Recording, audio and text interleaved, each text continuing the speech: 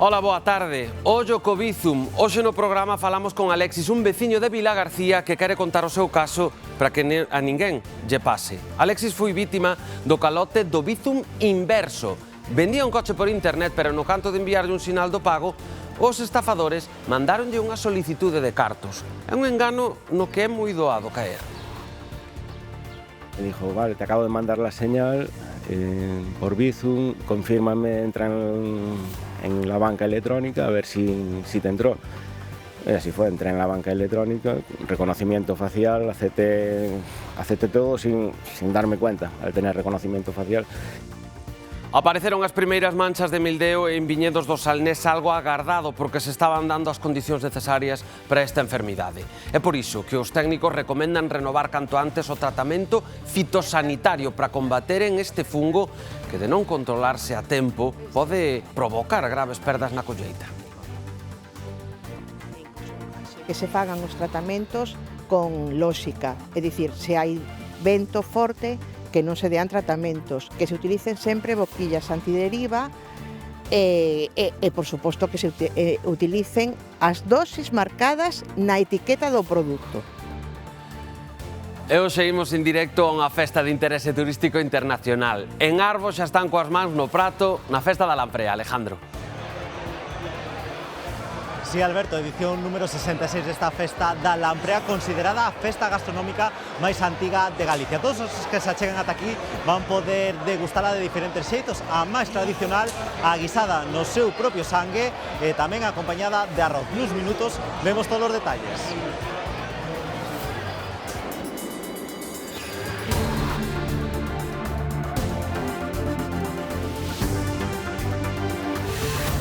Ben, comezamos cun aparatoso accidente a pasada noite en Tomiño. Pouco antes das 5 da mañá emborcaba este vehículo ao caer nunha gavia no barrio da Pedra. Cando chegaron os servizos de emerxencia non atoparon o condutor do vehículo, polo que, polo momento, descoñécense as circunstancias do accidente, nin se resultou ferido sequera. A remodelación da rúa García Lorca no barrio compostelán de Vite era unha obra moi agardada polos veciños que levaba anos aprobada, pero que non comezou a realizarse ata o ano pasado. O pouco do seu inicio, unha tubaxe provocou a paralización dos traballos e así levan dende o mes de decembro. A remodelación da rúa García Lorca era a obra máis agardada polos seus veciños desde hai moitos anos. Por fin, un proxecto integral de reforma aprobado en 2023 daba luz verde á proposta deseñada. Es unha calle que se iba a hacer en 3 fases, porque como es bastante larga, entonces esta era la primera fase, se tendría que haber terminado la primera fase en el mes de febrero, luego otra fase, que es un poquito más adelante, y luego la otra fase, en 3 fases. La duración, pues sobre 18 meses, pero bueno, ni 18 ni 24, non sabemos ya cuándo tiene esto fin. O problema que apareceu foi unha tubaxe que provocou a paralización da obra a mediados do mes de decembro. Llevamos pues desde el 14 de diciembre que plantaron las obras por Navidades y por problemas que al final surgieron. Le apareció una tubería de fibrocemento de eléctrica que non contaban con ella. Houbo que modificar o proxecto inicial, pero os veciños lamentan que descoñecen o definitivo. Con todo, o que máis lles enfadadín é a falta de información. De momento pusieron ya todo lo que es la canalizaciones, todas estas, el tramo está. Lo que pasa es que llegaron aquí a un trozo donde estaba la tubería de fibrocemento y ahí fue donde empezaron a parar porque eso no lo podían, ellos no lo pueden realizar. As obras están paralizadas e descoñecen cando se retomarán. Iso sí, saben que algunhas das melloras que se ian realizar xa non se van a cometer. Había un carril bici, que el carril bici es el que se elimina por culpa de que cambiaron el proyecto y cambian todo. Creo que querían hacer las aceras un poquitín más anchas y bueno, otro nuevo proyecto que no lo vimos tampoco. Nosotros ese nuevo proyecto de cómo iba a quedar tampoco nos lo presentaron, no sabemos nada. Ante as queixas dos veciños, os operarios botaron formigón sobre as partes máis afectadas, pero esta solución provisional din que non responde ás necesidades, por exemplo, de persoas con mobilidade reducida. E a pesar que a remodelación do proxecto se aprobou a finais de febreiro, de momento non se retomaron as obras nin saben cando se van retomar. Furacos, valados, montóns de area, pedras, coches e todo tipo de obstáculos sortean a diario os ourensáns na Avenida de Portugal. As obras que o Concello retomou hai uns días só son para poñer parches. A remodelación terá que volver saír á licitación. Unha nova que indignou aínda máis os veciños que falan dunha situación de perigo e de perdas insostibles pros comercios. Convidámolos a percorrer un treito da Avenida de Portugal acompañando a quen padece cada día unha chá de obstáculos. Non lle digo. Es un peligro, es que no podemos ir ni por la calle, ni por las aceras, ni por un lado, porque los coches están pasando para arriba y para abajo. ¿Qué hacemos nosotros? ¿Nos quedamos en casa? Pásase mal porque está isto todo escoñado, e subindo para arriba, que antes subía, agora non dou subido. Deixaron isto todo desfeito. Non é fácil, non. Además, chegamos aquí a un sitio que parece que está todo cavado aí, non? Era moi difícil cada día. Lo peor es cuando traigo carro, entre gravilla, aceras que no sube, que va, que no doy. Es que es un follón como está esto está que da pena. Vive en situacións de risco e tensión e a rabia acumúlase tras máis dun ano sufrindo unhas obras para as que non se albisca fin. Estoy tranquilo. Es una vergüenza de las grandes. En una capital de Orense y en una calle muy central y que esté esta mamarrachada. Vergonza, é algo máis que vergonza. Porque isto non ten nombre. E así, día tras día, hasta se rindo. Sabe ben do que fala unha das persoas que caeu por culpa do estado pésimo da arteria do barrio do Couto. É que mesmo neste sitio caí eu. Iba a botar, rebalei na arena esa, caí aí. Ya se cayeron 2 personas. Una creo que llevó 12 puntos en un pie. Isto non pode ser, eso... tendrá que buscarle solución. Non pode estar para un colegio que están subindo todos os días os nenos por aquí. É unha aberración. Un negocio xa tivo que pechar polas perdas que varios comerciantes locais din que chegan ao 50%. Puxeronme esas pedras todas aí, tuve que facer un escrito ao ayuntamiento. Despois pasa menos xente, vedes como está a calle, afectanos ás ventas, ao polvo, á suciedade e a todo. Xa creo que chegamos a unha situación límite xa, vale, la que non podemos seguir desempeñando nin a vida diaria nin o traballo diario. Teremos que evaluar se realmente se pode seguir así. O peor de todo é que vai haber unha desgracia, claro. Vai haber unha desgracia e quen será o responsable? A indignación medrou ao coñecer que as obras que retomaron hai uns días son só de emerxencia, que o Concello terá que volver facer un novo proxecto despois de que a anterior empresa abandonara por impagos. Que hai que facer unha licitación. As licitacións neste ayuntamiento mínimo vanse ano e medio, co cual, o que dixen desde o principio, esta obra vainos para 3 anos. O Concello segue sen dar resposta e os veciños barallan novas mobilizacións. Mentres, veciños de Caldas de Reis denuncian a aparición de centos de peixes mortos no leito do río Umia. Sospeitan que se deben aos cambios bruscos no leito pola manipulación do encoro. Na parroquia de Segade de Baixo, en Caldas de Reis, coñecen ben as subidas e baixadas do nivel do río. Nun paseo por unha zona xa sen auga, os veciños atoparon centos de peixes mortos. Non sabemos exactamente se é esa consecuencia del encoro, porque tampouco sabemos en los baremos que tienen para medir. No sabemos cuál es el límite para subir ni el límite para bajar. Un día puede estar alto y a la hora puede estar por los tobillos.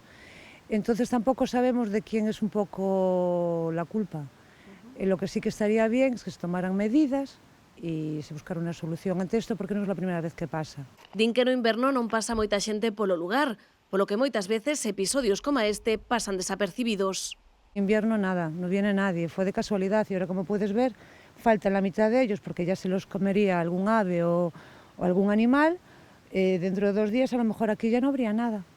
O sea, no nos enteraríamos de nada. Yo pienso que estaban desovando, porque ayer estaban desovando y no tenían casi agua, porque como puedes ver, el río lleva un caudal casi mínimo para el mes en el que estamos, que sería más propio de julio, y pues se quedaron, le bajarían rápidamente, ellos se quedaron aquí y nada más.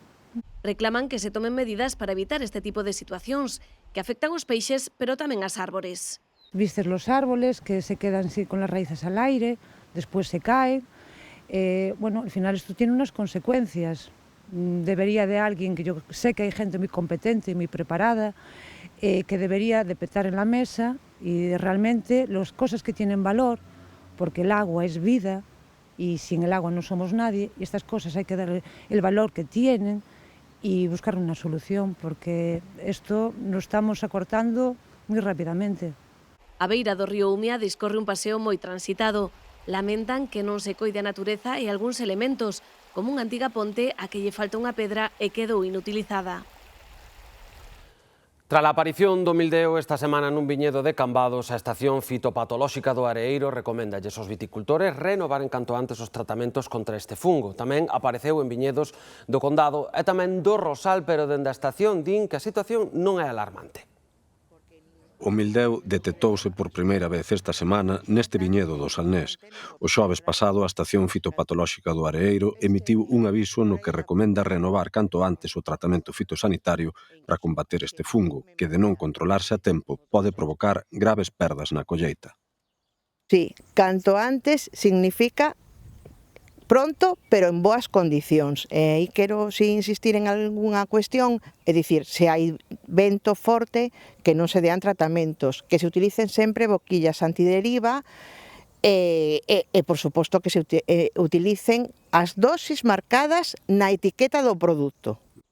O mildeo apareceu tamén noutras subzonas da denominación de orixe Rías Baixas, como no Condado e no Rosal. Con todo, desde a Estación Fitopatolóxica do Areeiro, din que é unha situación normal e non alarmante.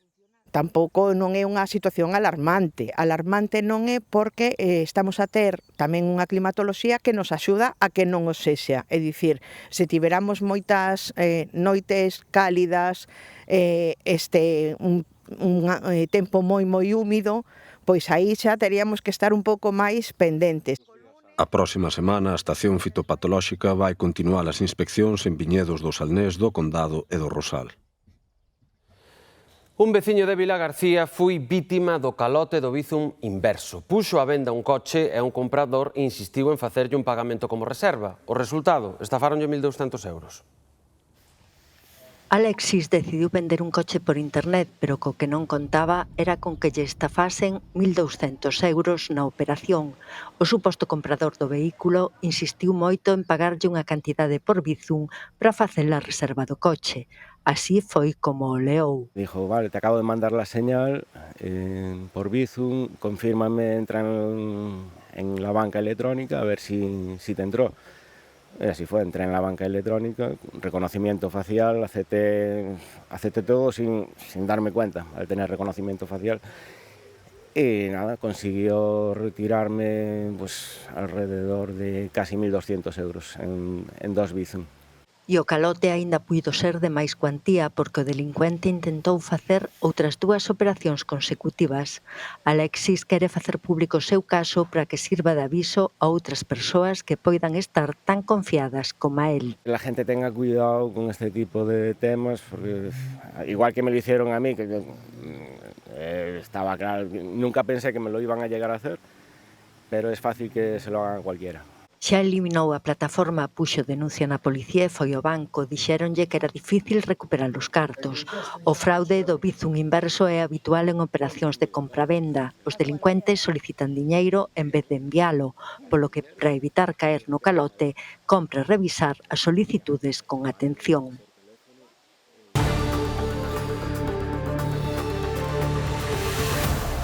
Nuns minutos conectamos coa festa gastronómica máis antiga de Galicia dedicada ao peixe máis primitivo. Será de seguido aquí no Galicia Noticias.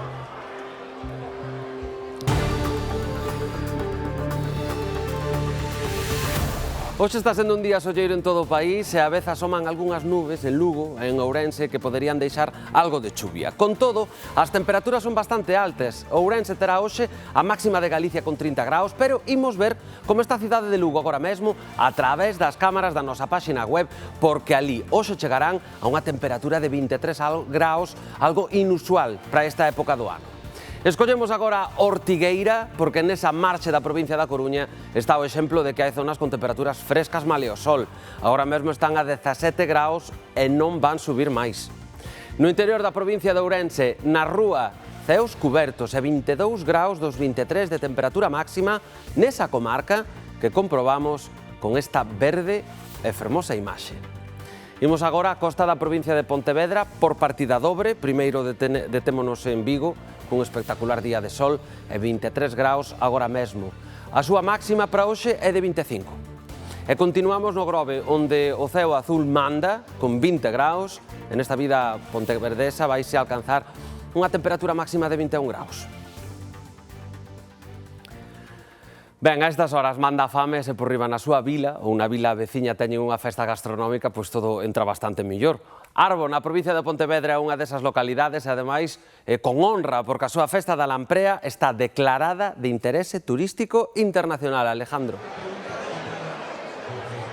Sí, Alberto, e ademais diso está considerada como a festa gastronómica máis antiga de Galicia. Como podedes ver tras de min desta hora, moitísimo ambiente nesta carpa. Nestes momentos acompáñanos Horacio Gil, ele é o alcalde de Arbo. Moi bons días, alcalde, graciñas por acompañarnos. Bueno, éxito rotundo, ¿no? Bueno, a verdade é que sí, desde aquí pois agradecer moitísimo toda a afluencia que estamos tendo de os amantes da boa gastronomía, que a Lamprea como protagonista, pero tamén maridada con excelentes viños, Condado de Albariño, que as adegas do Concello de Arbo pois poñen no mercado.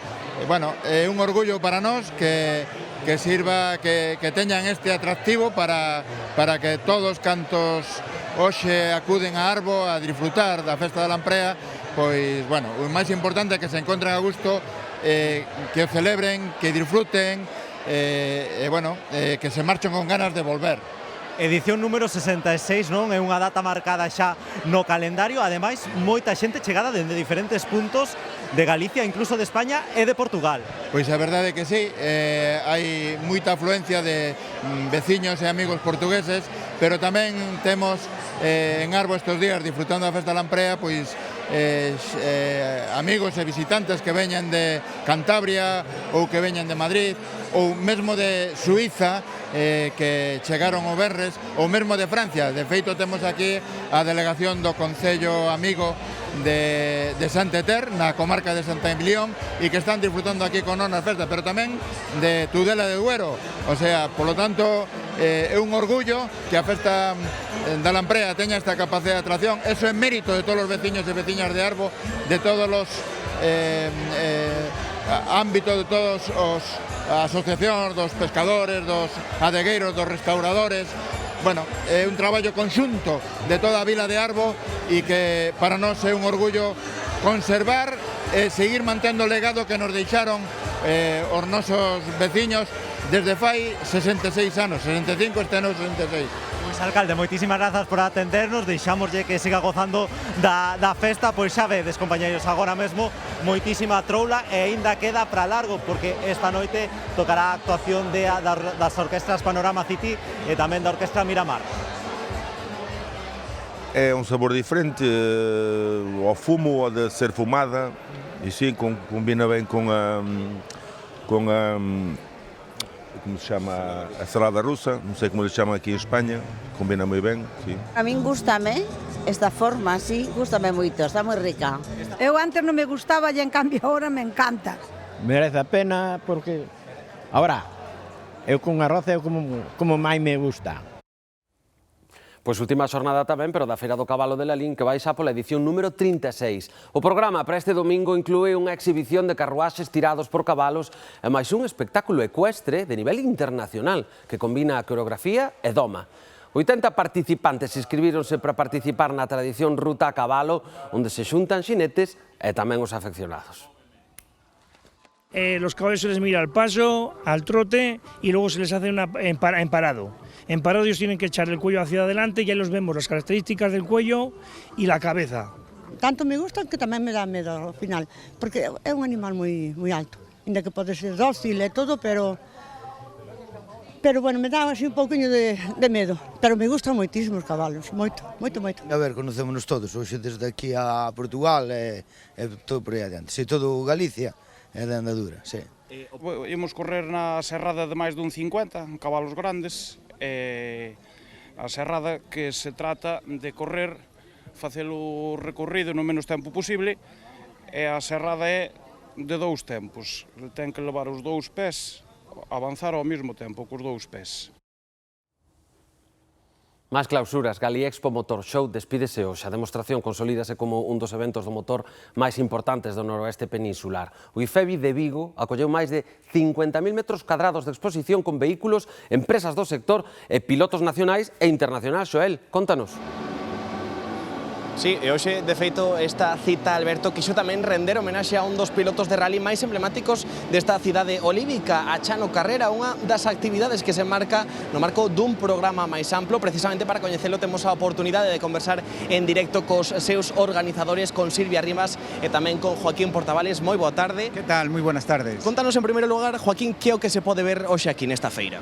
Pues todo lo referente al motor y no referente al motor. Tenemos desde exposición de coches de Fórmula 1, superdeportivos, coches de rally de competición, motos, furgonetas, caravanas, actuaciones musicales, espectáculos, sobre todo una experiencia inmersiva donde los visitantes que vengan a Gali Expo pueden pasárselo realmente moi bien. Falamos xa da edición número 18, como foi mudando esta cita ao longo destes 18 anos? Pues fue mudando un poco en lo que es la parte internacional. En este año contamos con expositores que vienen de Estados Unidos, de Japón, de Inglaterra. Estamos muy felices y muy contentos porque la feria va creciendo y lo que estamos viendo es que el público que viene se lo pasa muy bien.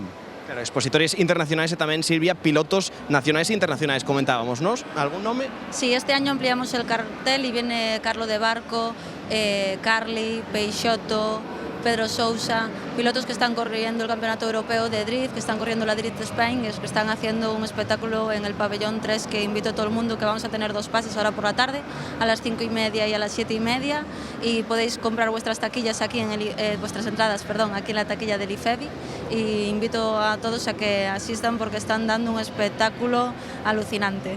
Se queda ese convite, moitísimas grazas, Joaquín e Silvia. Xa saben, ás 5:30 tamén ás 7:30 verá ese espectáculo de drift nesta edición número 18 que se clausura hoxe do Gali Expo Motor Show aquí en IFEBI. Grazas, Xoel.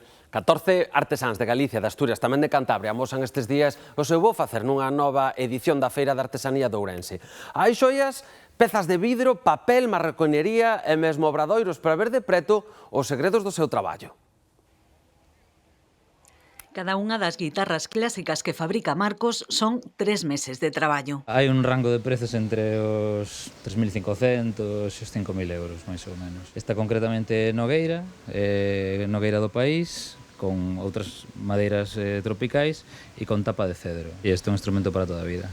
Invisten tempo en investigar, en formarse, por suposto, en elaborar cada peza cun resultado singular que, como di Mario, é o que caracteriza a cada artesán. Trabajar joyería a partir de objetos antiguos que transformo, que le doy una segunda vida, como cucharas antiguas de plata, también antiguas de alpaca bañadas en plata. Hai tamén artesanía en papel con pezas como estas, coas que cada ano tentan sorprender. O importante que sendo papel, todas as pezas están bañadas cun produto especial que o que fai é facelas un chisquiño máis resistentes e, sobre todo, sendo Galicia, que se sean resistentes á auga e se podan usar inda que chova, neve, treboe. As flores galegas, o toxo ou a erva de namorar serven tamén de inspiración para pezas como estas, pintadas a man, ás veces con peculiaridades que as fan únicas. Hai, por exemplo, algunas imperfecciones que non son imperfecciones, é a marca dun proceso que é un proceso artesanal. Invitan a fuxir dos deseños máis convencionais e apostar por aqueles que resulta difícil atopar nas tendas. Todo lo que hacemos es una pieza única porque está decorada, digamos, con un dibujo a mano alzada. Juan Carlos, chegado dende Cantabria, resume ben o espírito da feira e do traballo dos artesáns. Cada uno le pone todo el cariño y todo el empeño a cada pieza. A feira pode visitarse ata o vindeiro 3 de maio. O fotógrafo galego Dani López leva anos documentando e divulgando o coñecemento da fauna salvaxe, adéntrase na natureza e emprega técnicas de camuflaxe para captar as súas imaxes. Agora, ultima unha longametraxe realizada coa técnica do fototrampeo. O fotógrafo galego Dani López traballa no seu último proxecto, aínda en fase de montaxe, unha película documental gravada íntegramente coa técnica da cámara de fototrampeo. E que nos permite este dispositivo? Permítenos gravar a fauna da forma menos invasiva posible. E captar imaxes como as deste oso na contorna dos Ancares. Esas cámaras de fototrampeo a min ofrécenme información como data, horas de pasos de animais. E aí é onde teño esa información para ir co equipo de camuflaxe e facer esperas. Se eu xa sei a rutina dos animais, simplemente teño que chegar antes que eles. Acompañámolo polo río Lambre entre os concellos de Miño e Paderne Camaraman Dani Olla observa e agarda, mesmo se camufla, agochado durante horas ata que chega a recompensa. Os animais non te distinguen principalmente pola cor, distinguente a ti precisamente polo movimento. E aí é onde consigues as grandes fotografías. Sin ese camuflaxe non poderías fotografiar as crías ou cousas deste estilo que son tan importantes, claro. Di seguir a pegada que deixou nel Félix Rodríguez de la Fuente, documentando a fauna salvaxe co fin de divulgala. Para que os rapaciños máis pequenos medre neles ese respeto polo natureza. Coñecemento que achega e comparte tamén a través da súa propia canle de YouTube.